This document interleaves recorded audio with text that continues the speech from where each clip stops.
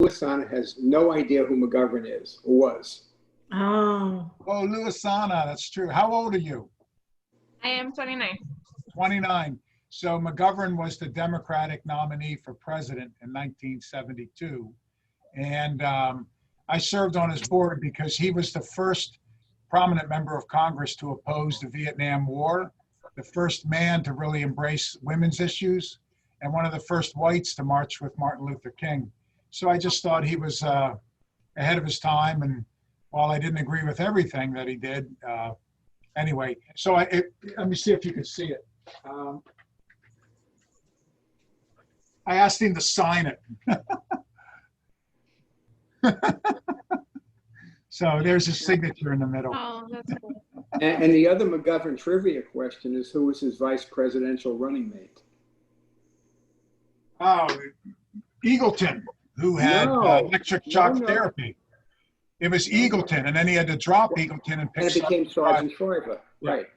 He picked Eagleton, and then they found out he twice had electric shock therapy for mental illness, which was a massive embarrassment. So he dropped him and picked up Sergeant Shriver. I'll give you a good, quick story.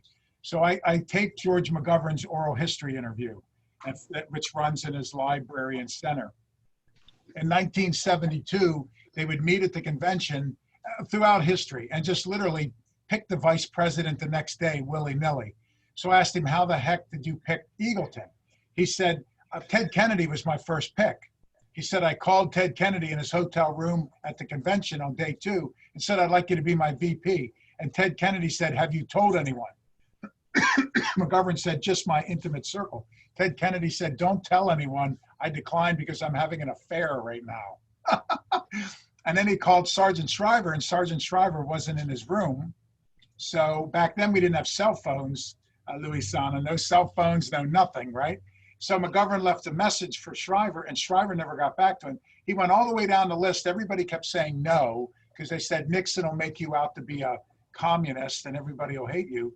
And finally at the end, he asked Eagleton, and Eagleton said yes. And McGovern said to Eagleton, is there anything I need to know? And Eagleton said nothing at all. So he lied to him. And then later when he called Sergeant Shriver and said, would you replace Eagleton? Shriver said, why didn't you ask me to begin with? He said, I called and left a message at the desk for you. And Shriver never got the message.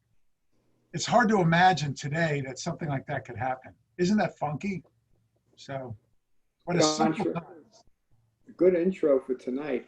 There is one comment I see from Deborah Mendelson, who wrote, McGovern was the first president I got to vote for. Hope my pick this time has better luck. So with that as the backdrop for tonight, 2 public service announcements.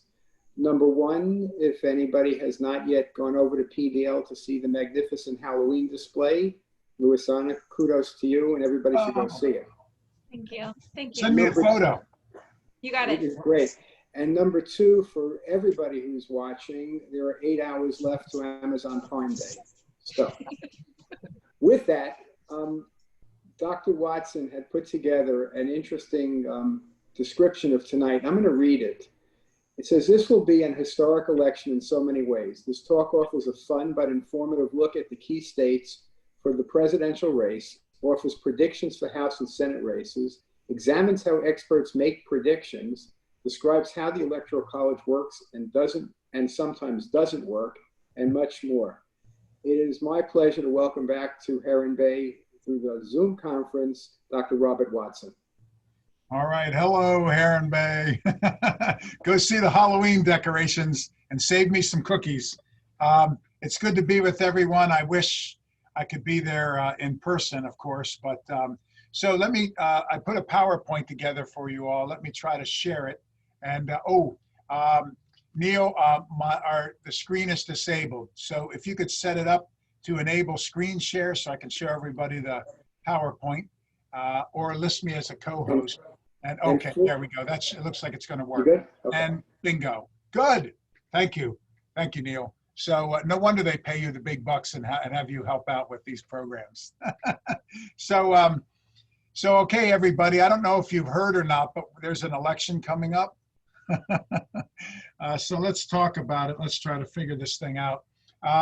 During the Q&A, have at me anything you want to talk about. We can do it. You can list the questions on Q&A or chat at the bottom of your screen, or you can ask Neil to unmute you and raise your hand, or however you want to do it. I'm happy to take a lot of questions. So let's get to it, shall we? So first off, Joe Biden is up anywhere from 6, 7 to 14 or so points, depending on the poll nationally in the polling. So it looks like it'll be a trouncing. However, disregard all those polls, not because they're inaccurate. Polling is accurate. Polling was accurate in 2016.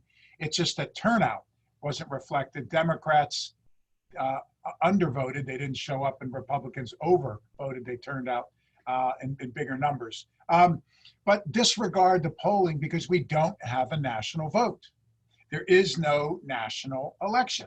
Instead, we have 51 individual elections, the states and DC. So forget the polls. It's all about who can cobble together enough states to win the Electoral College. Now, I have always opposed the Electoral College for all 3 decades of my career.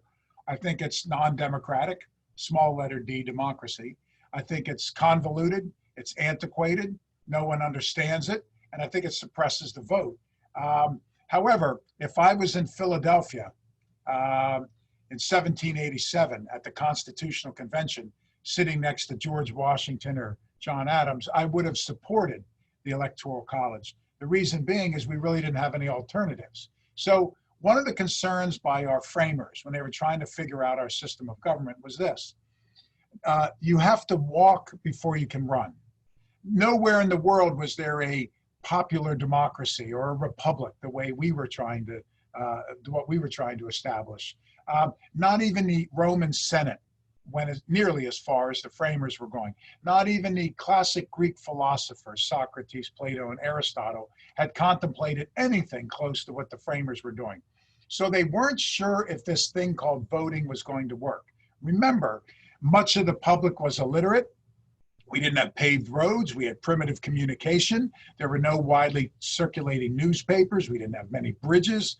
How on earth do you have a nationwide vote in such circumstances, right? How do you print a ballot? How do you make sure the names are all on the ballot? What do you do with all the people that are illiterate? Do they put an X on the ballot? You put the ballots in a stagecoach? Some sheriff rides them to where? Who counts them? How do you certify them? There were just too many questions and problems with how to have an election. Heck, Palm Beach County still can't print a decent ballot. Am I right? So what they decided they would do is they would have a democracy, but limit it. We could vote for local offices, and whomever won the most votes for mayor, they were the mayor. But for president, they created the Electoral College. What their hope was is after years, several years of voting and democracy, we the people would develop a democratic ethic or ethos. We would get used to democracy and voting, and then the system could be reformed and allow us to have a full-blown vote or democracy, not a limited republic. So what they did is election day is the first Tuesday after the first Monday in November. This year, that's November 3rd. They would let us vote, but our vote really wouldn't count. So we vote for president, but it doesn't really count. The electors decide who will be president. So who are these electors? They gather, get this, on the first Monday after the second Wednesday in December, which is December 14th this year. So the electors all gather in state capitals and pick the president, vote for the president. Each state gets a certain number of electors equal to their congressional delegation. So Florida has 2 senators and 27 representatives. So we have 29 electors. Wyoming, the smallest state in the country with just under 500,000 people, Wyoming has 1 representative and 2 senators. So they have 3 votes. Hawaii has 2 and 2, so they have 4. California has 50-some. So that's the way the Electoral College works. So they gather in state capitals first Monday after the second Wednesday and pick the president. Now, one of the issues with the electors is the framers, the states didn't trust one another. So they didn't want a national election. That's why we have 51 individual elections today. So someone could lose the popular vote and yet win the Electoral College, which is what happened in 2000 and in 2016. A version of that also happened in 1800, 1824, 1876, and 1888. So the Electoral College hasn't worked as intended 6 times, which to my mind is 6 times too many. I think we should get rid of it. Or as I always write, we should flunk the Electoral College. So the other problem with the Electoral College, how is it someone could win the popular vote and someone else win the Electoral College? It's because it's a winner-take-all system. So if you win Florida with our 29 electoral votes, if you win Florida by 1 vote or by 1 million votes, you still get all 29 of our electoral votes. So someone could narrowly win a couple states, but take 100% of the electoral votes. That's how someone could have more votes, but the other person could win the Electoral College. So it's a winner-take-all system. To make it even more complicated, 2 states do not have a winner-take-all system. That's Nebraska and Maine. They have what's called a district plan. What they did was they amended their state constitutions to change the Electoral College as a winner-take-all. Could we do that in Florida? Yes. Could any other state do it? Yes, because it's a state-by-state system, not a national election. So Nebraska and Maine created a district plan. Here's what that is. It's based on congressional districts. So you heard me just say we have 27 members of the House, which means we have 27 congressional districts. So whomever wins the vote in each district gets the 1 vote from that district. So let's take Maine with 2 congressional districts.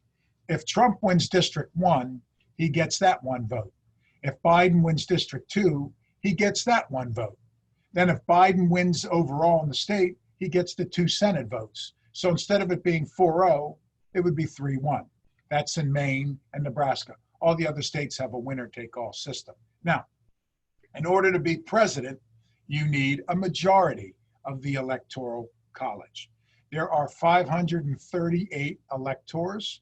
That's 100 for the Senate, 435 for the House equals 535, plus 3 for the District of Columbia, that's 538. So a majority of 538 is 270. So whomever gets the 270, it's over, and they're the president. That's the way it works. What if no one gets the 270? There's a tiebreaker mechanism, which I'll tell you about a little later. So that's the Electoral College. The framers didn't like it. It's convoluted, non-democratic. I think the framers would be shocked if they were ever to come back today and realize we still have it. I think their view was it's a Band-Aid, a patchwork, a temporary placeholder until we can develop a civic ethic. We've been voting for way over 2 centuries. So I think they'd be surprised we still have the darn thing. So there's also something called faithless electors, and here's a list of them. So what happens is, let's say you're an elector from Florida. The electors are basically free agents, which means they don't have to vote the way the state voted. So if Florida votes Democratic and an elector wants to vote Republican, or if Florida votes Republican and one of the electors wants to write in Donald Duck, I mean, they're free to do it. They're free agents. Throughout history, there have been many cases where the electors have not voted the way the state has. In fact, in some cases, the electors flipped the outcome of the presidential election. In the 1840s, an entire slate of electors from Virginia flipped and voted for the guy that didn't win the state. Why? They found out he was more pro-slavery than the other one, and since they were all slavers, that's what they did. So for example, you can see on the screen in 1948, one elector from the South did not like my hero, Harry Truman, because Truman was pushing for statehood for Israel, immigration from the Holocaust, civil rights, women's issues, healthcare. So he wrote in Strom Thurmond, the racist Klansman from South Carolina. Was this guy allowed to do it? Yeah, sure. In 1976, one Republican elector from the state of Washington did not like Jerry Ford. the Republican nominee. He liked Ronald Reagan. So he wrote in Ronald Reagan. Was he allowed to do it? Yeah. In 1988, if you remember, the Democratic ticket was Michael Dukakis, Lloyd Benston as vice president. An elector from West Virginia didn't like Dukakis, so she flipped the order of the ticket. Instead of Dukakis-Benston, she made it Benston-Dukakis. In 2000, an elector from DC, the District of Columbia, didn't cast a vote. Why? She was protesting the Bush versus Gore decision or debacle in the Supreme Court. So she didn't cast a vote out of protest. So technically, Al Gore had one less vote than he otherwise would have. In 2004, probably my favorite one, it happened from an elector in Minnesota, and they haven't released the person's name because it's such an embarrassment. The electors were asked to write in the candidates, old-fashioned, write them in. And remember, it was John Kerry, John Edwards. This Democratic elector, by mistake, wrote John Edwards, John Edwards. So Edwards actually had more votes than Kerry, even though he was the vice nominee. 2004 was a nail-biter of an election. Had Kerry won another 2 states or so, and if he was elected president, this thing would have had to go to the Supreme Court because technically his vice president would have had more votes than him because of that screw up. Okay, so let me say this now before I jump to the slide. Who's going to win? It's easy to figure out how most of the states are going to vote. All of us here today, Luisana, Minda, Neil, and I, and all of you could easily figure out how at least 40 of the 50 states are going to vote. Why? Because they vote the same way every 4 years, no matter who's running, and it typically isn't even close. So 40 to 41, 2, 3, 4 of the states and DC vote the same way every 4 years. Here's your list. So for example, let's go out west. How is Hawaii going to vote? The answer, Democratic. They always do. Doesn't even matter who's running. How's Alaska going to vote? Republican. They always do. It doesn't even matter who's running. What about the left coast? Oregon, Washington, and California. They always vote Democratic. What about the Big Sky country? Montana, Idaho, Utah, North Dakota, South Dakota. They always vote Republican, always. What about the prairie states of Oklahoma and Kansas and Nebraska? They always vote Republican. What about the South? Texas, Louisiana and Alabama and Georgia and Mississippi and South Carolina, Arkansas, Tennessee, Kentucky, West Virginia. They always vote Republican. Doesn't matter who's on the ticket. What about the Northeast? Maryland, Connecticut, Rhode Island, Massachusetts, Vermont, New York, New Jersey. They always vote Democratic. Doesn't even matter who's on the ticket. So there tends to be a lot more Republican states, but the Democratic states have more people. So it tends to balance out. So right now, if you look at the graph I put up there, the Republican candidate, Trump in this case, can rely on virtually the entire South. They always vote Republican as a bloc, whereas there's not a single Northeastern state that Republicans can rely on. It's the exact opposite for the Democrats. Look, there's not a single Southern state the Democrats can really rely on, whereas the Northeast is pretty much a Democratic lock. So it comes down to a few states in between. This election, like all elections, will come down to anywhere from 3 to 7 states. And more than that, it will come down to 1 or 2 counties in 3 to 7 states. So a percent of the country will determine the next president because all the other states vote the same way every single time. So let's look at the Electoral College map. Notice how every 4 years it's virtually identical. Here's the Electoral College map in 2000. Here it is in 2004. Here it is in 2008. Here it is in 2012. Here it is in 2016. It's the same all the time. The same states vote the same way. So it comes down to just a few states. What are those few states? Here you go. You can see from my graph here. So it always comes down to 3. There are 3 big swing states. What do I mean by swing? They could go Democratic or Republican. They're not blue Democratic. They're not red Republican. They're purple. They're blue and red. And the 3 big swings are Florida, Pennsylvania, and Ohio. Now, California and Texas are bigger states but they're not up for grabs. Texas always votes Republican and California always votes Democratic. So it'll come down to these three big states. Now, here's the thing. These states are so big that together they constitute 70, that's 70 electoral votes. So if someone wins all three, it's over. There's just not enough states and enough electoral votes out there if someone wins all three. So analysts every 4 years always say, keep an eye on these three, and if someone wins all three, there you go. In 2008, I used to work for WPTV5, our NBC station. Also worked for Channel 2 out of Miami, our PBS station, and a couple outlets, radio stations in the US and 3 radio stations internationally. Anyways, I was the analyst, and I would always make predictions and talk about elections and yada, yada, yada. So I was telling everybody in 08, keep your eye on these 3 states. Now, the polls are open from 7 a.m. to 7 p.m. on election day. So around 7 p.m., they start to look at the early returns, the early count, and that's when all the analysts and everybody starts to make predictions. Now, in Florida, some folks say you have to wait an hour because the Panhandle up near Pensacola is an hour behind. Some people would say 100 years behind. I would say C, all of the above. But there's not a lot of people in the Panhandle, and it always votes Republican, so we can kind of figure it out. So I remember it was not quite 7, and at 6:30, I got my NBC update from all the early returns and how the states were voting.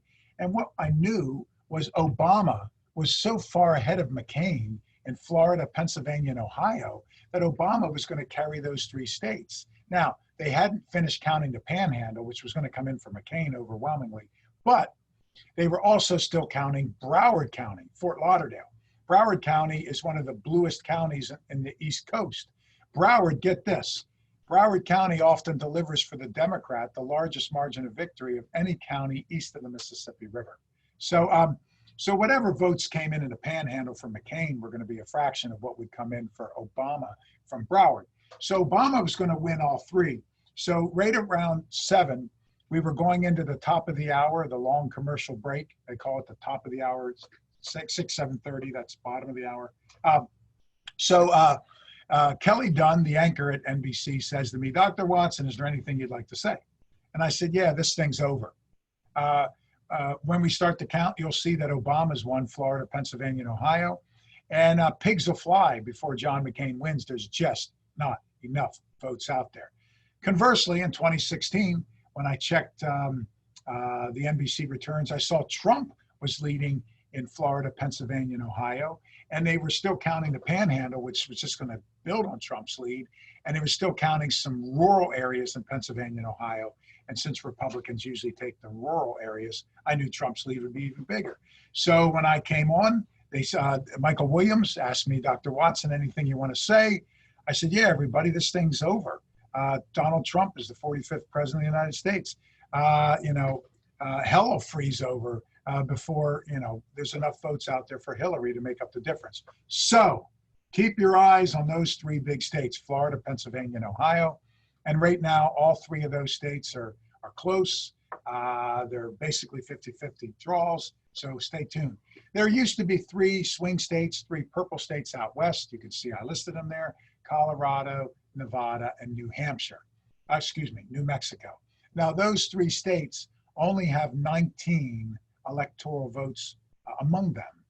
That's not a lot, but if it's a close election, every state matters and 19 could decide it. Remember, from 2000 on, every election's been decided by 1-2%. It's always a 50.5 to 49.5, 51.49, 52.48. They've all been nail biters. So this will probably be close, even if Biden is way ahead, and most people think it could be a blowout. This could be really close. Now, those 3 Western states, most analysts no longer consider them to be purple. They've been trending blue and Democratic. Large growing Latino population and a lot of Californians moved into those states. So they're getting bluer and bluer.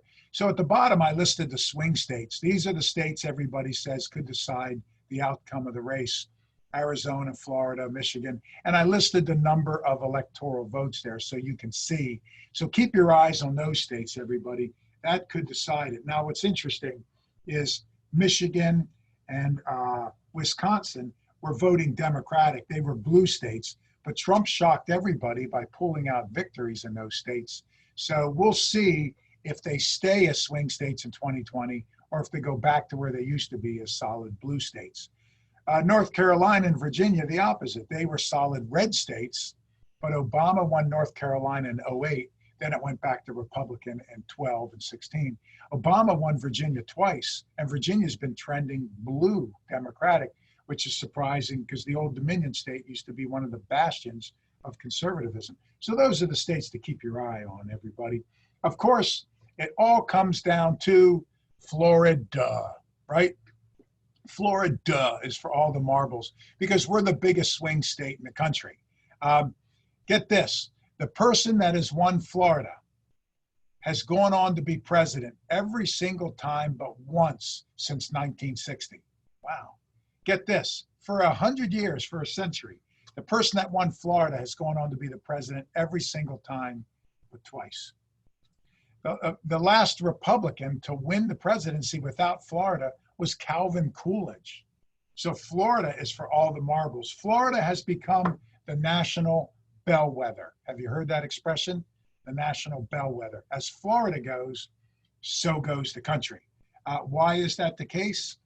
Because we're 50-50 and we're a big state. Plus, Florida has large populations of basically every demographic group we look at. So the one thing analysts do, rather than just trying to pick who's going to win the presidency, all analysts break it down by state and then break it down by demographics. How's the black vote going to go? It almost always goes Democratic. How's the Latino vote going to go? Democratic, except Cuban Americans over 40 and some Colombian Americans. How's the Jewish vote going to go? Democratic. How's the gay vote? How's the youth vote? Et cetera, et cetera, et cetera. So Florida has every one of those demographic populations in big numbers. We have one of the nation's largest black populations. We have one of the nation's largest Latino populations. We have one of the nation's largest Jewish populations. We have one of the largest gay populations. We have one of the largest, we have the largest veterans population. We have a large youthful, large union.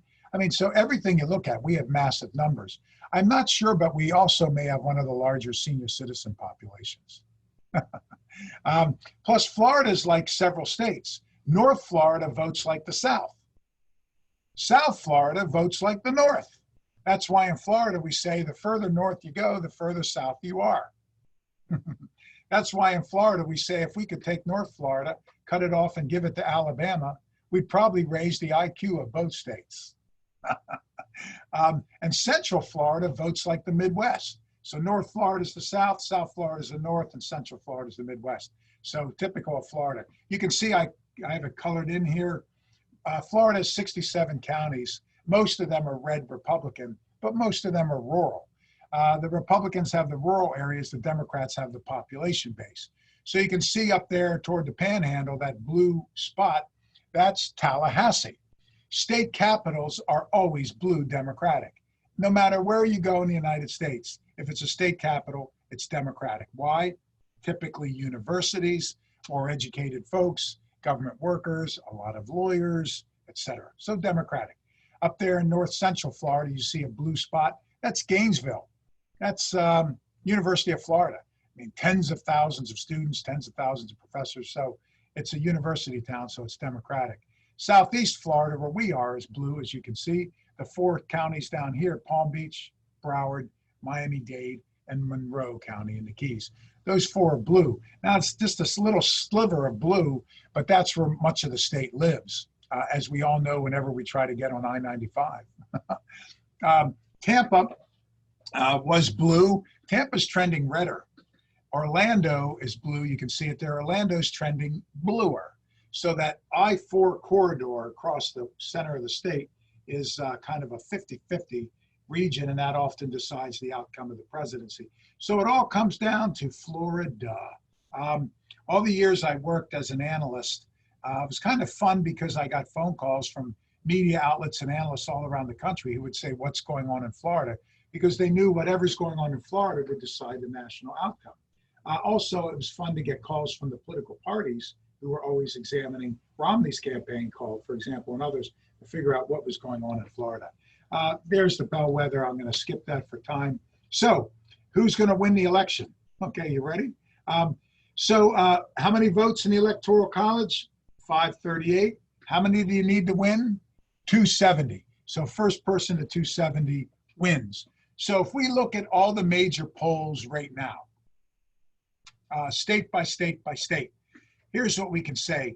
There are a reliable, I listed it in blue there, a reliable 246 votes for Joe Biden.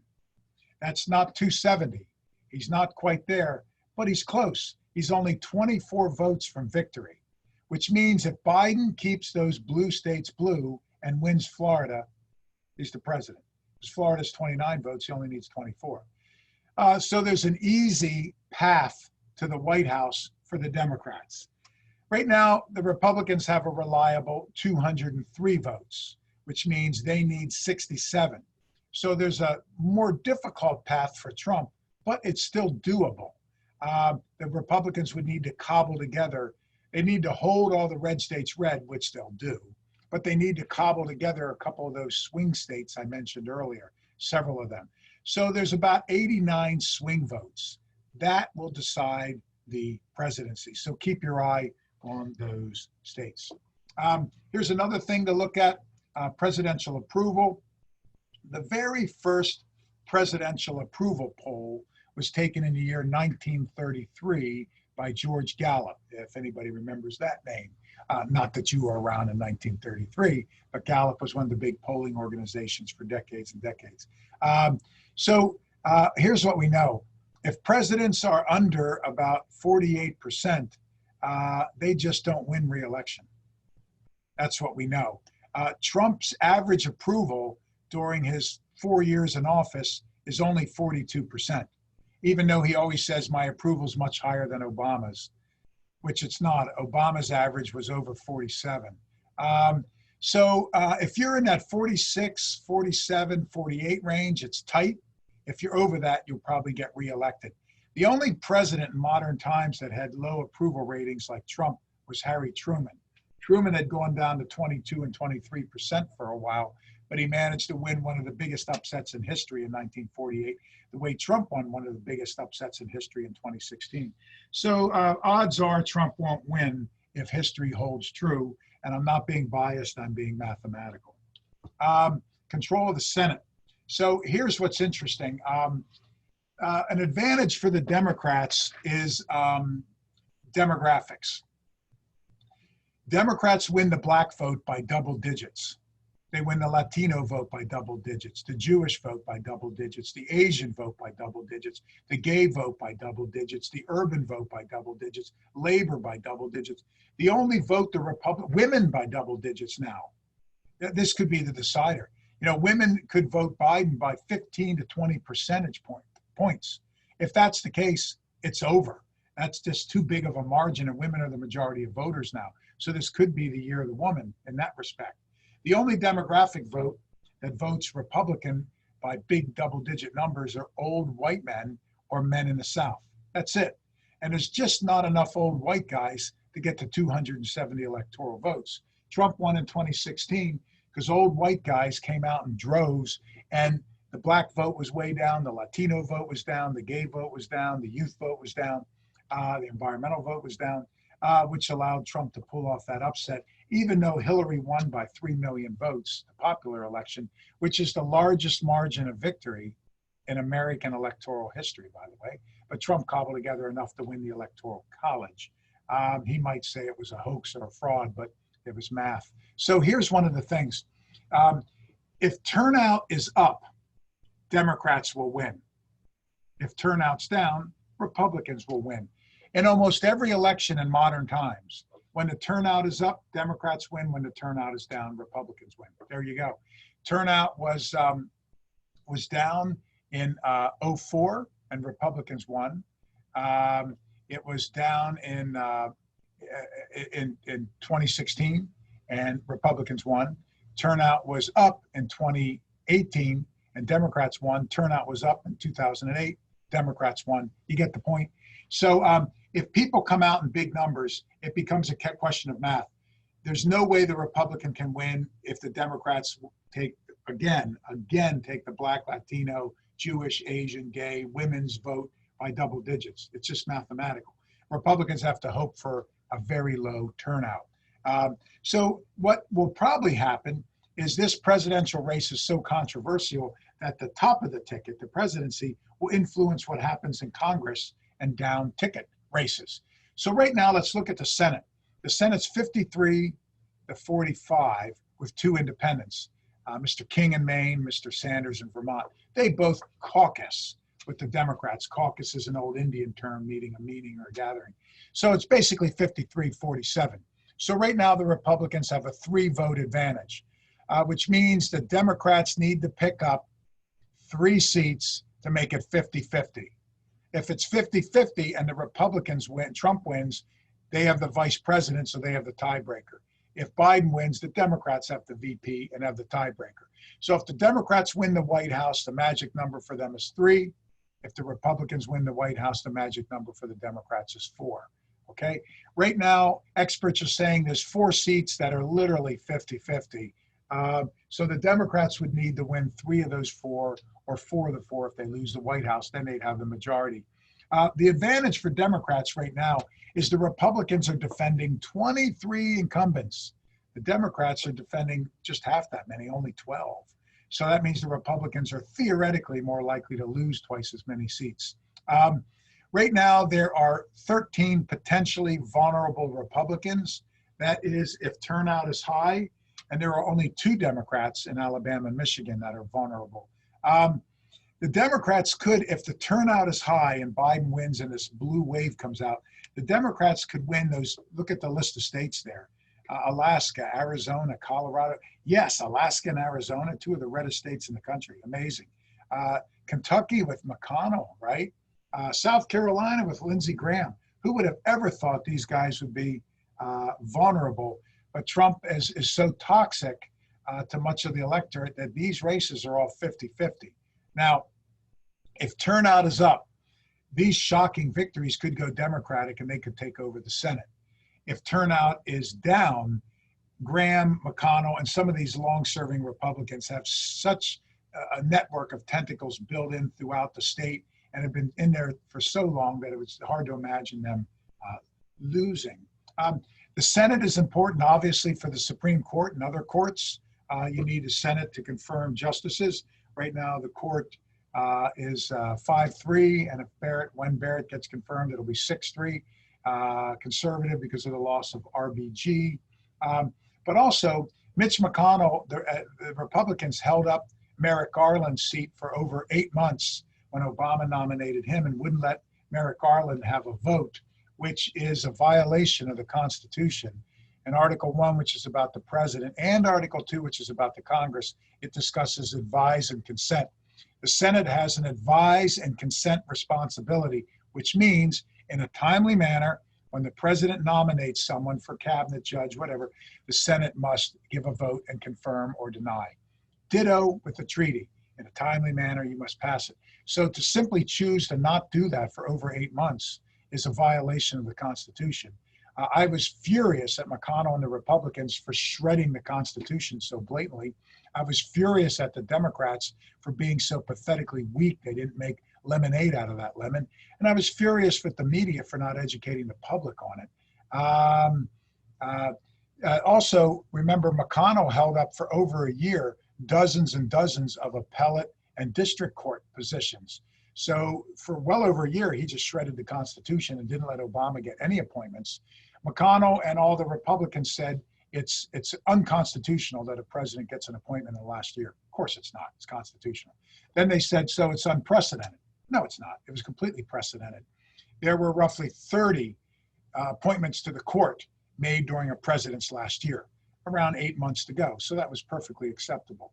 Ronald Reagan in his last year had 33 appointments, envoys, ambassadors, cabinet, judges, 33 in Reagan's last year. Now, is it precedented? Is it normal to have an appointment this close to an election?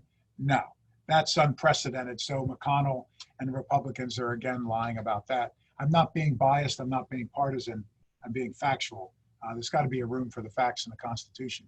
For example, in 1864, in October, we're in October now, people are already voting now by mail, lots of them. So in 1864 in October, Lincoln had a position open up on the bench. Lincoln said, no, it's not appropriate. We need to wait until after the election and let the people speak. So Lincoln waited until after the election, then made his appointment. So it's unprecedented there. So right now it's going to be close. I think the Senate is going to be darn near 50-50. So keep your eyes on that. That's going to be interesting to see. The Senate is also important for treaties, everybody, and will be very important in the next 2 or 3 years. Whether it's right or wrong, and that's up for you to say, Donald Trump has gotten the United States out of he's abandoned almost every treaty and alliance, the Trans-Pacific Partnership, to checkmate China. We got out of that to empower China. The Singapore Accords, 6 countries keeping an eye on North Korea's program. We got out of that because Kim Jong-un wanted us to get out of it. The nuclear non-proliferation agreements with Russia. Putin wanted us to get out, so we got out, so that strengthened Russia. We got out of the Iran nuclear deal. We got out of the Paris Climate Accords. We've gotten out of many UN organizations like UNESCO, the United Nations Educational, Scientific, and Cultural.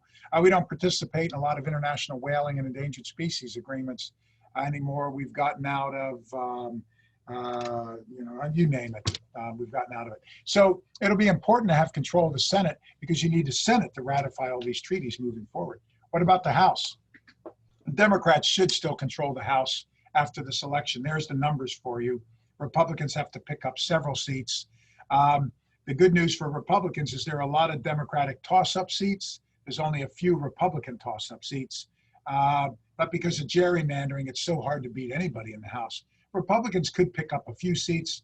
Democrats could still have them. What the Republican Party, the RNC, Republican National Committee, is doing, they're wisely focusing on freshmen, first-term people, because they're easier to beat than someone who's been in there for years. And a lot of women were elected in 2018, so the Republicans are targeting a lot of the women very aggressively and with some, possibly unethical, dirty, really attack ad campaigns. So the Republicans will probably defeat a couple of newly elected women, maybe pick up a few seats. What's going to happen on election night? So here's an idea. President Trump said 2 or 3 times, Jared Kushner mentioned that, with COVID, we could delay the election. The president cannot delay the election.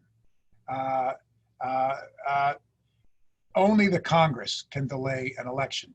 Must the election end on election night? No. We've heard the president say that. You've heard a lot of talking heads on conservative media outlets, Fox, OAN, say that, we need to end it on election night. No, the election doesn't have to end on election night. I think on election night, we're going to go to bed and have no idea who the president is. I think Trump will that night announce that it was a beautiful election, the greatest in history. Why? Because that's what he always says. Then he'll say any further counting is a hoax and a fraud. Why? Because that's what he always says. So I suspect that's what he'll say. This won't be an election night. It's liable to be an election month. The Republican National Committee has already filed over 40 lawsuits. They have teams of lawyers, armies of lawyers on retainer, ready to rock and roll. I think right after the election, there could be, in every swing state Trump doesn't win, there will be multiple lawsuits to not count absentee, vote by mail, to disqualify based on signatures, et cetera, et cetera, et cetera. So you heard me say election day is the first Tuesday after the first Monday in November. It's been the case since 1945. I can't imagine Congress changing it. It's going to stay on November 3rd. Now, early voting. A lot of people are voting early, including in Florida, which is getting ready to start. Florida, you have to have a minimum of 8 days. We used to have 12, then Rick Scott cut it back. But counties can now add some days. So 4/5 of the states, as you see I put on the PowerPoint, 4/5 of the states have early voting. Every state allows vote by mail. Vote by mail. The president has claimed on a daily basis for quite some time now that vote by mail is fraudulent, and a lot of conservative talkers have said that. I'm not being biased. I'm being factual. No study has ever shown that it's prone to fraud. So 2/3 of the states have no excuse, vote by mail. We're one of them in Florida. That means you don't need a reason to request a vote by mail. We used to need one in Florida. You used to have to say I'm traveling or I'm sick or ill or whatever. Now you can just say, get me a vote by mail, and they'll mail it to you. And you don't even need to put a stamp on it. Just make sure you sign it, everybody. Signature has to be on it, and it has to match your signature on record. So sign it, send it in, and your vote counts, and it's not fraudulent. 5 states have an automatic, like Hawaii. They mail everybody a ballot. So there you go. Now, when must the election conclude? Here's your 2 dates. If you pay attention to nothing else I say, like my wife and kids and my students, pay attention to this. When must the election conclude?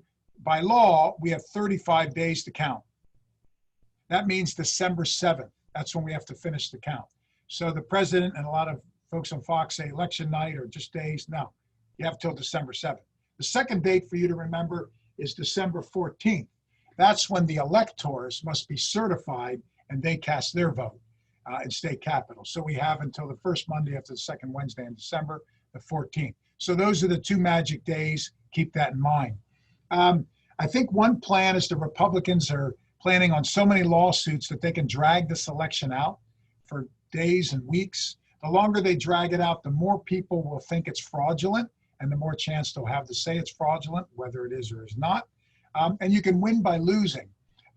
Even if the vote is not going their way and Biden's ahead, the Constitution and legislation and the Supreme Court ruling in 2000 against Al Gore and Fort Bush allows, 5-4 by the way, allows the states to certify their electors. So if Trump can drag this out long enough, and then when everybody's getting antsy in December, he can tell all those 6 swing states certify Republican electors, and it doesn't matter how the state voted in the electoral or popular vote. Theoretically, that could happen. Get this, all 6 swing states, their legislatures are in Republican hands. So that's a big advantage for the Republicans. The Constitution in Article 2 says, and I wrote it there, the states can appoint their electors in such a manner as the legislature, thereof may direct. That would be, and all 6 swing states have Republican legislatures, advantage Republican. If we have to go state by state to certify, right now Republicans control 28 states, Democrats 22, so advantage Republicans. The Electoral College has a tiebreaker. It's the House of Representatives picks the president. Now the Democrats, as you just saw on the graph, have a big advantage in the House, but Democrats shouldn't get excited because it's not just how many Democrats and Republicans are in the House. That would make sense and would be democratic, small letter D, democracy. Here's the tiebreaker. The delegates, the members of Congress of every state get 1 vote. So all 27 in Florida get 1 vote. The 1 person in Wyoming, Dick Cheney's daughter, she gets 1 vote. The 50-some in California get 1 vote. The 2 in Hawaii, 1 vote. So every state gets 1, 1, 1, 1, 1. You need a majority, so a majority of 50 is 26 to win. Right now, even though Democrats have way more people in the House of Representatives, if you look at state by state congressional delegations, the Republicans have the advantage in 26, Democrats in 24, which means the Republicans in the tiebreaker could win by 1 state and 1 vote, which is interesting. Let me show you a couple examples from history, then I'll bring this to a close. So as we hear all these people incorrectly or lying or who knows what they're doing, talking about when the vote has to end and how it has to end, let me give you 3 presidential elections that have a precedent. 1800, that's Thomas Jefferson on your left and Aaron Burr on your right. It was between Jefferson and Adams. Jefferson beat Adams, but Jefferson and his VP, Burr, tied 73 to 73. It was a tiebreaker in 1800. Nobody saw that coming. And back then, we didn't have the president and vice president running as a ticket. The person with the most votes was president, second most was vice. They changed it in 1804. Now the 12th Amendment, now we run as a ticket ever since then. They changed it because Burr shot and killed Hamilton, and we had such a snafu here. So what happened? It was a 73-73 tie. Jefferson said, no big deal. I'm supposed to be the president. Burr's supposed to be my vice. We're good. Burr said, wait a minute, being the political opportunist that he was, I want to be president. So they had to have a tiebreaker. That means the House of Representatives. Each state got one vote. Someone needs a majority. They voted, no one had a majority. So what they do? Vote again and again and again. The entire months of November, December, January, and February, for 4 months, 35 tied ballots. They couldn't break the tie for 4 months. Now, back in 1800, the inauguration date was March 4th. So they had till March 4th.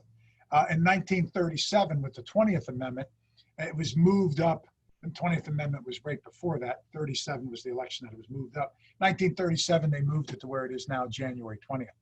So on the 36th ballot, Alexander Hamilton orchestrated the tiebreaker. Now, poor Hamilton, he couldn't stand Jefferson or Burr, but he gave it to Jefferson. Burr was pissed and shot him. They amended the Constitution.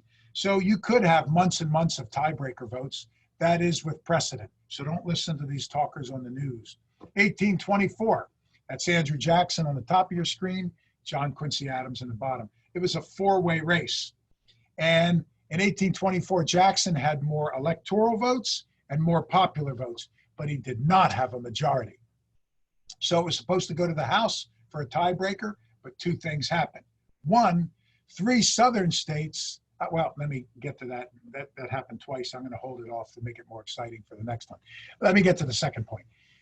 So it had to go state by state by state. Henry Clay of Kentucky, one of my least favorite people in history, Clay orchestrated a tiebreaker. Even though Jackson had more popular votes and more electoral votes, he didn't have a majority.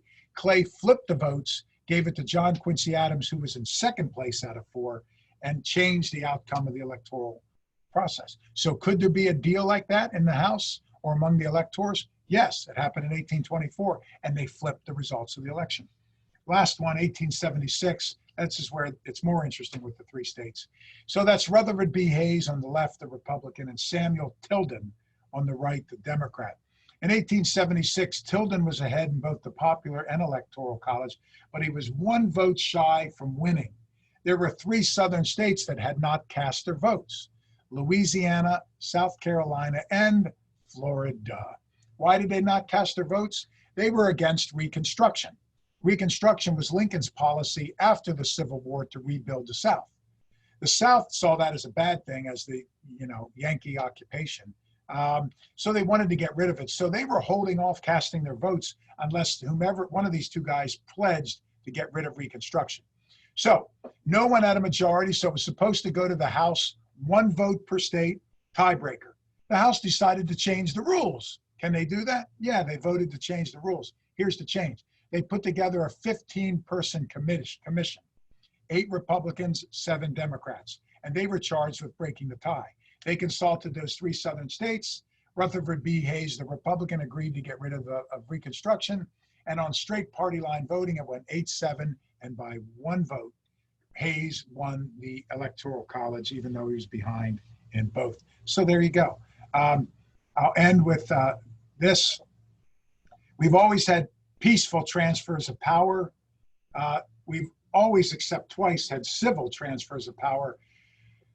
I don't think we're going to have a peaceful transfer of power if Trump loses. I think people on both sides will take to the streets and we'll have civil unrest. Trump has been saying it's a hoax. He's been giving coded wink, wink, wink to radical militias.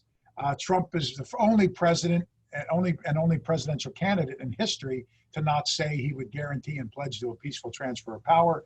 So he's unprecedented in that way. He's basically calling for violence. I don't think we're going to have a peaceful transfer of power, nor do I think we're going to have a civil transfer of power. What do I mean by that? The outgoing president is always civil to the incoming president and helps them. Only twice in history that didn't help. You're looking at him.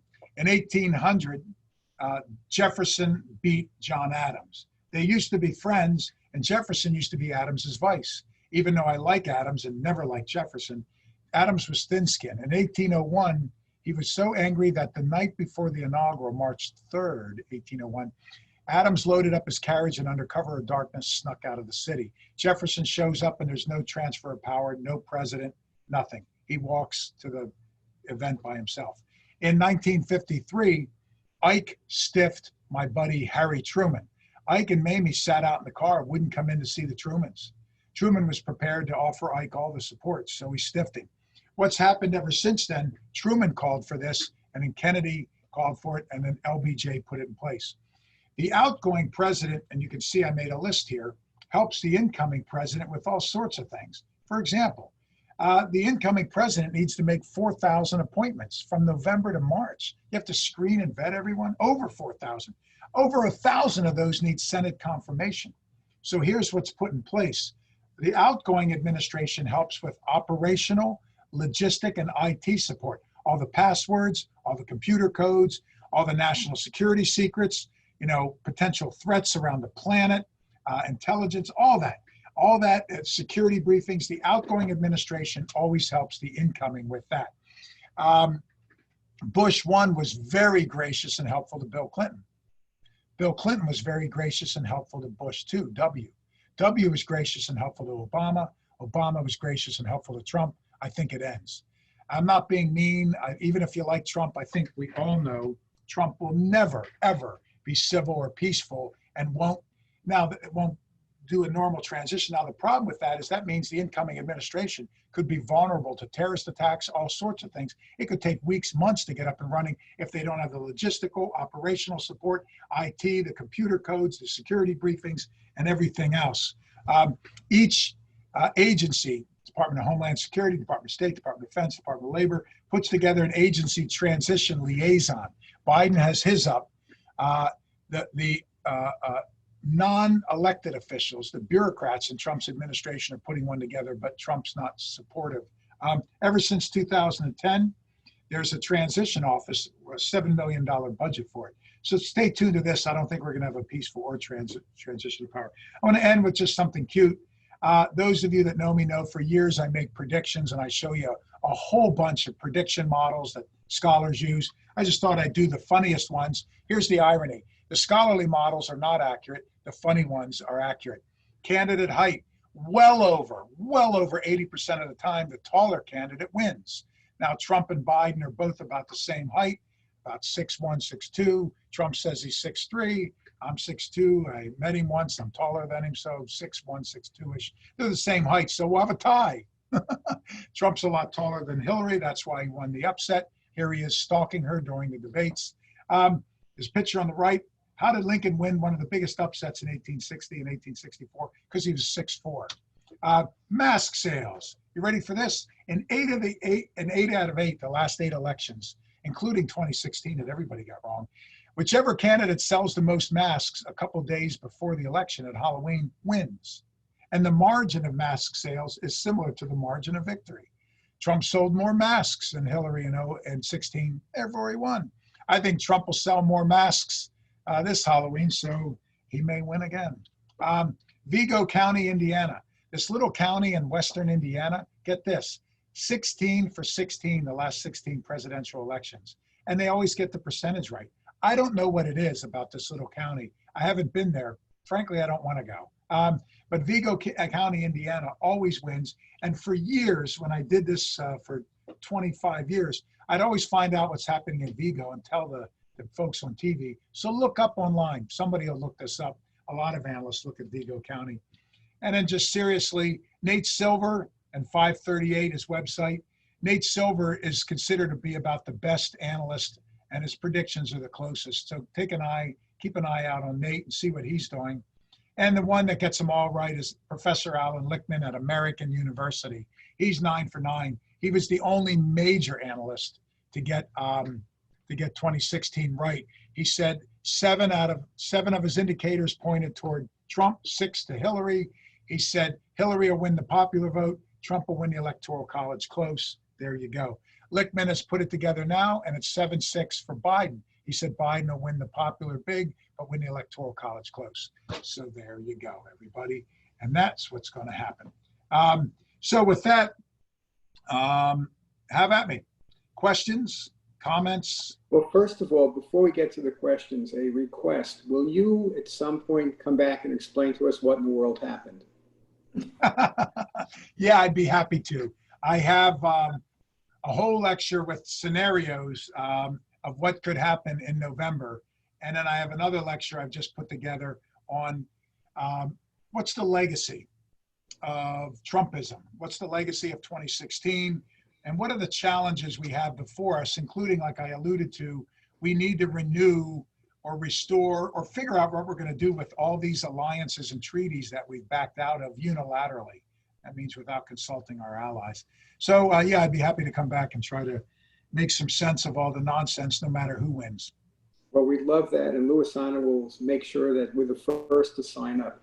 With that, I'm going to ask Minda to go through the Q&A. She's our zoomologist. I'm going to say thank you very much. It was just depressing, actually, but thank you. My pleasure. So it's going to be an election for the history books, everybody. Stay tuned, and we've never seen anything quite like this, and I worry about civility. I worry about decency. I think the president, whether you like him or not, I'm not being biased. I'm not being mean and partisan. I really think he's sown a lot of public doubt and a lack of confidence in not only our government, but our election system. The eyes of the world are upon us and are watching, and we don't look very good right now. Anyway, media, either political party. So, yeah, so have at me. What questions do you all have? Okay. Go ahead. Mark Bourgeois, any reason in Florida why voter registration should not be allowed up until Election Day other than voter suppression? Is a workaround a provision ballot? Good job, Mark. I'm with you. I have for my entire career, in fact, I've written on this at length. I did a big report for the League of Women Voters 20 some years ago. I've always felt we should get rid of the Electoral College. We should have nonpartisan races. We should have Election Day either on Veterans Day to shame people into voting. We should have better designed ballots, better voting technology. We should allow registration all the way up until about a day or two before the election. We have the technology now. The reason why in Florida it's a month before is because we used to do it paper, on pen, and have to mail it. Also, Florida set up theirs because they have what's called an incumbent friendly. The incumbents in Florida have always been so corrupt. Florida's always had one of the worst state legislatures in the country. It's an ongoing joke among scholars, and it remains one of the worst. For example, in the Northeast, y'all probably know that the primary is in the spring. In Florida, it's only a few weeks before the election. That way, whomever wins the challenge is disadvantaged. They only have a couple of weeks to raise money and win, so it's an incumbent friendly. You have to register in Florida a month before. That advantages the incumbent, so all the challenger's supporters don't have time to register. In fact, once you know who the challenger is, it's almost time that you can't register anymore. So that's just corruption, Mark. We've seen voter suppression efforts around the country for as long as there's been a country. Once upon a time, you had to be a white man that owned a lot of property to vote. We saw during the civil rights days, Jim Crow. We saw poll taxes, literacy clauses, grandfather tests to keep blacks and others from voting. The 24th Amendment in the 1960s ended all that. We still see it. Right now, there are efforts, you guys are going to be so angry at me, but I'm being factual. The Republicans are closing voting precincts in black neighborhoods in certain states. They're disallowing college campuses from being precincts because then otherwise blacks and young people will vote, and they tend to vote Democratic. There's a lot of lawsuits to try to limit absentee voting, to try to stop automatic absentee voting. In the primary, there was a record number of vote by mail votes thrown out in the primaries across the country, mostly done by legal challenges funded by the Republican Party. Hundreds of thousands of them were thrown away, everybody. So yeah, we need, right now, Mark, in Florida, we have a closed primary. So in your primary in Florida, if you're a Republican, you have to vote Republican. If you're a Democrat, you have to vote Democratic. You can't vote across parties. And if you're an independent or third party, you pretty much can't vote in the primary. We should have an open primary so that people can vote for anyone whenever they want. But Florida is not reformed yet. And yeah, we got a lot to do, Mark. Thank you. Okay. We have another question from an anonymous person. I saw several reports that Pennsylvania was already approached that their state legislator should send only Republicans to the Electoral College if Trump declares the election a fraud and he doesn't win that state, with absolutely no regard for the majority vote. Pennsylvania was told that the campaign was planning on approaching all the other states with Republican legislatures to do the same. According to your lecture, this can happen. Should we be very frightened? It can happen. Article 2 of the Constitution, the Constitution says, and legislation by statute, it's statutory, for years say that the legislature, at the end analysis, can certify whichever slate of electors that they see best fit to do. So yes, they can do it. And it has happened in the past. As I just told you, 1876, Florida was one of the ones that they certified. So it theoretically could happen. There was an interview with a prominent Republican where he was asked directly about that, and he hemmed and hawed. And in another talk, he had said that they're talking about doing this in Pennsylvania. Is he credible? Does it mean the Trump administration's approaching them? We don't know. This is just what's out there. What we do know is the Republican National Committee has more lawsuits in Pennsylvania than any other state. They're trying to limit access to vote by mail. They're trying to limit the number of days you can count the votes. They're trying to limit the signatures. So there's a lot of lawsuits going on in Pennsylvania right now.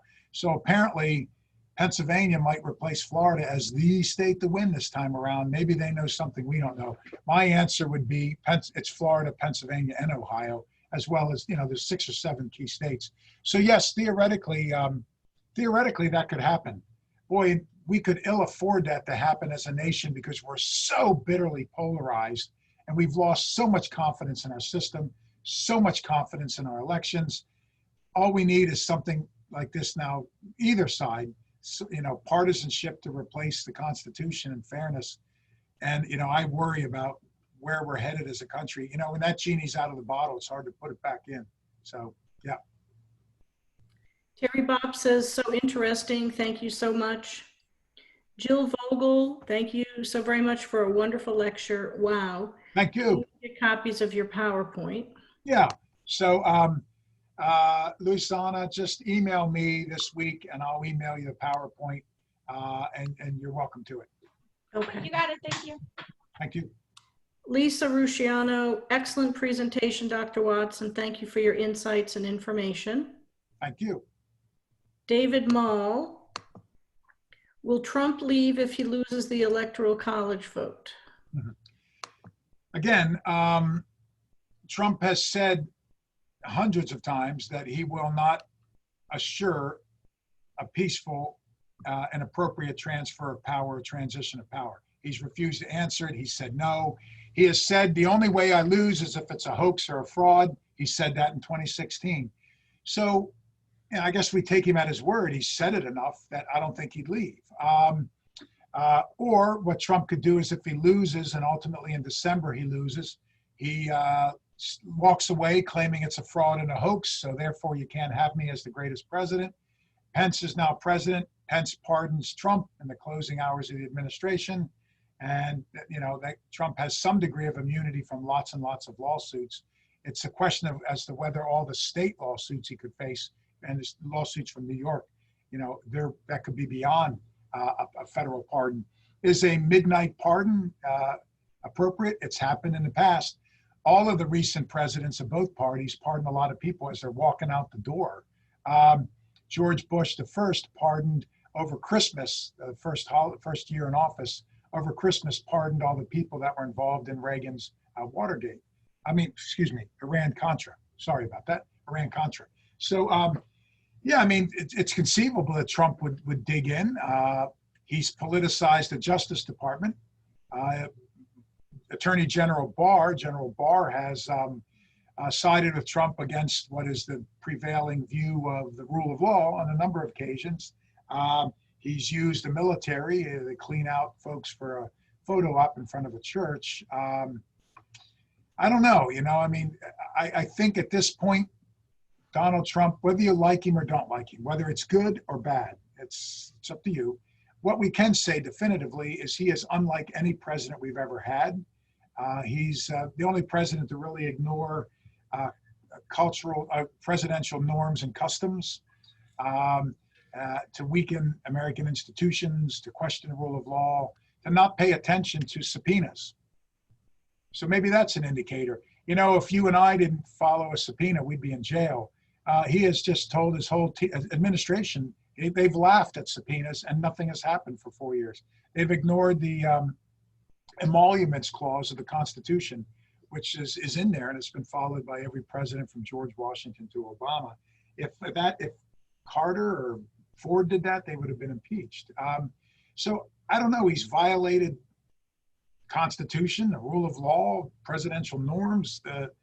I see no reason to believe that he wouldn't do what he's been saying. So my God, wouldn't that be something? The U.S. Marshals would go in, handcuff his ass and drag him out. You know, who knows where this is going, but the eyes of the world are upon us and we are so bitterly divided. I think we could ill afford such a thing. And I think that his supporters and his opponents would take to the streets. So I'm really, really worried.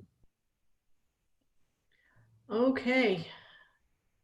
Jill is asking, with the problems you're predicting for transfer of power, can the career government workers get the information necessary for the new administration? Yeah, that's what's happening now. So I looked this up about a week ago and was reading up on the transition and transfer of power. There's a $7 million budget. It has appropriately been allocated to Biden. So Trump didn't try to intervene and halt the money. They have an office in DC, office space. There's 15 federal departments, you know, from state to Homeland Security. That was the first and the 15th. Each department, the careerists, the bureaucrats, are apparently offering information to the Biden transition team.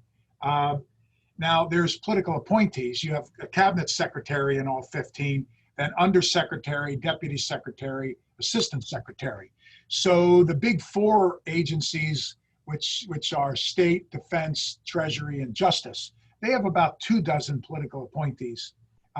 The other 11, you know, commerce, agriculture, labor, HHS, they have about 12 political appointees. Trump has only appointed a handful of people. Most of those agencies are not staffed. He's just never staffed them, nor has he staffed boards, commissions, nor has he staffed all of our embassies and consulates, by the way. So there's only a few people in those agencies, and the word is they are not cooperating. Like Barr is not cooperating, and Pompeo is not cooperating, and Betsy DeVos is not cooperating, but the bureaucrats are. So let's hope that continues, because think about it, ma'am. From launch codes to, I mean, how many national security, a good friend of mine, one of my best friends, was in charge of intelligence and security for the U.S. State Department for several years. And he was kind of an Eisenhower Republican. And of course, he never told me details because he was a Boy Scout about it. But he used to say all the time, he would say, you know, there are multiple attacks on the United States that are planned and attempted every single day of the week, every day of the year. There are multiple attempts on a president's life, damn near daily. But our Secret Service, our CIA, our FBI, our intelligence communities are so good that the only time we learn of this is when one slips through the cracks, that these things are foiled all the time. So it's imperative that the defense, the state, the intelligence agencies, Homeland Security, that all these are prepped and briefed on the innumerable, uncountable number of threats out there and the latest information on terror groups and so forth and so on. So we need that kind of cooperation. We can't afford a hiccup or a bump in the road, because that could be catastrophic. All right, we have two questions related to the Electoral College. We have Jill Vogel, is there any current effort to end the Electoral College system? And Deborah Mendelson is saying, unfortunately, the only way to get rid of the Electoral College is to add an amendment to the Constitution. Very difficult process. Do you ever foresee that happening? Good. Both of you are spot on. I have, all 30 years of my career, I've advocated getting rid of it. We're not there. I do think eventually we'll get rid of the Electoral College. I believe it's not if, but when, although I'm not holding my breath for right now. It's indefensible. Yes, they're right. Here's how you get rid of the Electoral College. Number one, we need a constitutional amendment. You know, we've only had 27 in over 2 centuries, so we take this very seriously. We'd have to amend the Constitution to have a district plan, a popular vote, or some other mechanism. Or plan 2, each state, like Nebraska and Maine, and Florida, New York, California, all the states could start a system whereby they just amend their state constitutions. To amend the Florida Constitution, it has to get on the ballot, and you need a 60% vote. Why aren't the states rushing forward? Because it doesn't make sense for them to do so. Think about it. With 29 votes, Florida is very powerful in a winner-take-all system. If we split our vote, 15-14, it would water down our power. Think about California with 50-some votes. If it split its votes, it would water down its power. So the states don't want to do that. So that's another way is there's a nationwide popular vote effort where they're getting signatures and asking states to sign on to agree that no matter what happens with the Electoral College, those electors would agree to cast a vote in a way that's consistent with how the popular vote went. But ultimately, I think it would need to be in a constitutional amendment to get rid of the dang thing. And a couple decades ago, it passed one of the 2 branches in the Congress, but didn't pass the other. Remember, to amend the Constitution, you need 2/3 of the House and Senate, and then 3/4 of the states. So it's an uphill battle. Okay, Lori Jaffe, how do you think the stock market will react if Trump loses? I think ultimately it will react favorably. In the short term, it'll be negative because if we have civil unrest and if Trump digs in and if there's not a normal transition or transfer of power, the stock market likes stability. It likes predictability. Trump is unpredictable and unstable. Now, what we've seen is you've been reading these reports from the Wall Street Journal to the New York Times. A lot of Wall Street execs and a lot of Wall Street they're backing Biden, which is interesting because big corporations usually back Republicans. So they're backing Biden, which gives the indication, and the stock market's been solid and growing as Biden continues to strengthen his lead.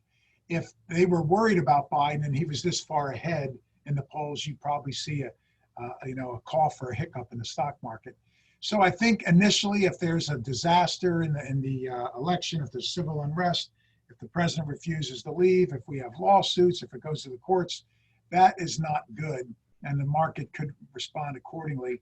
But then I think once things settle down, I think, quite frankly, these days it seems like the stock market's going to grow no matter who's in office, right? All right, last question. Under what circumstances does the Supreme Court have an impact on the determination of the presidential result? Yeah, well, it did in 2000. And it could again. Theoretically, this could go to the courts. Trump has not been shy, which is shocking, about saying that he wants justice on the court for a couple of reasons. As you all know, a few days after the election, the court is going to consider what's left of the Affordable Care Act, including pre-existing conditions and keeping your kids in college and kids on your account. If that goes away, the court, if this Trump's been obvious about if the election goes to the Supreme Court, he'll have a 6-3 on the Supreme Court, and it would probably side with him, as we saw in 2000 when it went 5-4. And the interesting thing in 2000, conservatives say we shouldn't have an active federal government. Conservatives say the decision should be at the local and state level. Yet a conservative court, 5-4, went against the state and was active from a national level. Conservatives say that originalism, constitutionalism, we should just follow the original intent of the Constitution. It's liberals who use Alexander Hamilton's implied powers. So a conservative court, 5-4, went against its originalism and used implied powers. So they were obviously partisan and obviously political. And could that happen again? Sure. And of course, the Supreme Court's in the news today with the idea of, Barrett being appointed to the court. And, this rushed process right now, it's controversial. Republicans are in good shape. Democrats are in bad shape. Democrats haven't answered whether they would then stack or fill the Supreme Court with a packing move. Has this happened historically? Yes. Would they need to amend the Constitution? No. The Constitution, Article 3, is about the courts, the judicial branch. Article 3 doesn't say how many judges are on the Supreme Court. Doesn't mention it. That was decided in 1789 by the Judiciary Act, which was the first bill in the Senate, one of the first bills the first Congress took up. The Judiciary Act set the number of justices at 6, a chief and 5 associates. In 1801, John Adams moved it from 6 to 5. In 1802, when Jefferson came in, he moved it back to 6. Then a couple years later, he moved it to 7. Then it went up to 9 under Andrew Jackson in 1837. And before the Civil War, it went up to 10. Under Lincoln, it was 10. Then it was moved to 7 after the war. Then in 1869, under Grant, it went to 9. That's where it's been. So 10, oftentimes in our history, 10 times the number of justices has changed. So all the Democrats would have to do is pass a law, and they could change the number of justices on the Supreme Court. I hope they don't. Is it precedented? Yeah, I just told you. Plus, in the last 20 years, there have been 10 states, Arizona, Florida twice, Iowa, Alabama. There's been 10 states that have tried to or have actually changed the number of judges, dropping them by 2 or increasing by 2, increasing by 5. All of those states, it's been Republicans who have done it. So Republicans have tried to cut the number of justices by 2 to get rid of the recently appointed Democrats, or tried to increase it to pack it. Only 2 out of 10 tries, the 2 Republican states were successful, and 8 Republican states were unsuccessful in their attempt to pack it. So if the Democrats do it, it's within their constitutional right. It is precedented. It's ironic that Republicans are complaining about it because they're the ones that have done it historically and contemporarily. I hope they don't do it, though. I'd say leave it at 9. So there you go, everybody. Well, thank you very much. This was very informative. I'm sure everybody learned quite a bit tonight, and we thank you for coming to see us again. Thank you, Minda. Thank you, Louisiana. And thank you, everybody. Neil, I appreciate it. Louisiana, send me an email and I'll send the PowerPoint. Everybody take care, be safe, wear your mask, and I look forward to coming out to Heron Bay and seeing everybody. Thank you. Thank you so much. Have a good night. Bye. Good night.